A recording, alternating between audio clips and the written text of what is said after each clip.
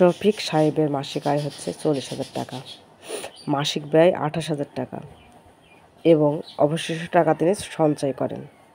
সঞ্চয়কৃত টাকার মাসিক আয়ের শতকরা প্রকাশ করতে বলছে। তার মাসিক আয় কত? 40,000। আমরা প্রথমে মাসিক আয় লিখে নেব। মাসিক আয় 40,000 টাকা। মাসিক আয় থেকে যদি আমরা মাসিক ব্যয় বের করি তাহলে সে মাসে কত টাকা সঞ্চয় করছে সেটা আমরা পাবো।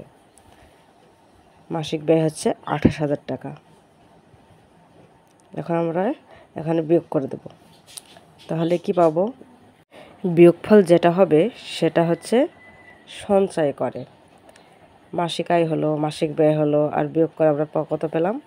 সঞ্চয়ের টাকাটা আমরা বিয়োগ করে পাবো। 8 × 10 সমান যায় 2 হলে হাতে 1, 2 আর 1 3, 3 × 4 হলে 4 সমান যায় 1 হলে। তাহলে তিনি 12,000 টাকা সঞ্চয় করেন। এখন বলছে এই টাকার আবার শতকরায় প্রকাশ করতে। তাহলে কত টাকায় 12,000 টাকা সঞ্চয় করে সেটা আমাদের লিখতে হবে। 40,000 টাকায় তিনি সঞ্চয় করে 12,000 টাকা। এত টাকায় সঞ্চয় করে 12,000 টাকা। 1 টাকায় সঞ্চয় করে উপরে হচ্ছে 12,000 আর নিচে হচ্ছে 40,000 টাকা। যেহেতু শতকরা চেয়েছে তাই আমরা দেবো কি 100 টাকায় কত টাকা সঞ্চয় করে। এখন আমরা কাটাকাটি করলেই উত্তর পেয়ে যাব। গুণ 100 আর নিচে কত?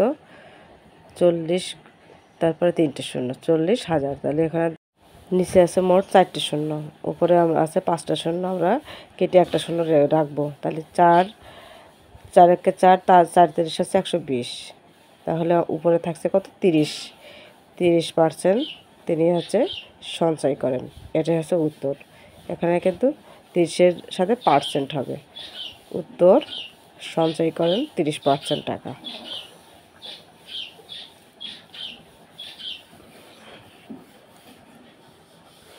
এখন আমরা আরেকটা অঙ্কের সমাধান করব, সেটাও শতকরার অঙ্ক। খুবই গুরুত্বপূর্ণ, পরীক্ষায় বারবার আসে। দেখতে থাকুন ভিডিওটা।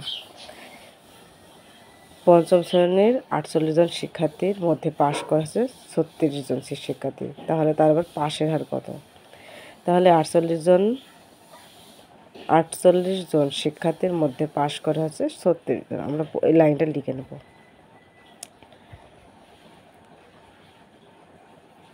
একজন শিক্ষার্থীর মধ্যে পাশ করে কতজন? উপরে ভাই 36 আর নিচে হচ্ছে 48 জন। তাহলে যেহেতু শতকরা, তাহলে 100 জনের মধ্যে কতজন পাশ করে? তাহলে উপরে হচ্ছে 36 গুণ 100 আর নিচে হচ্ছে 48। প্রথমে আমরা 6 দিয়ে কাটবো। 6 × 36 আর 6 × 8 = 48। আবার 8কে আমরা 2 দিয়ে কাটতে পারছি, 6কেও 2 দিয়ে কাটতে পারছি। 3 দুগুণে 6, 4 দুগুণে 8, 4 একে 4, 4 × 25 হচ্ছে 100।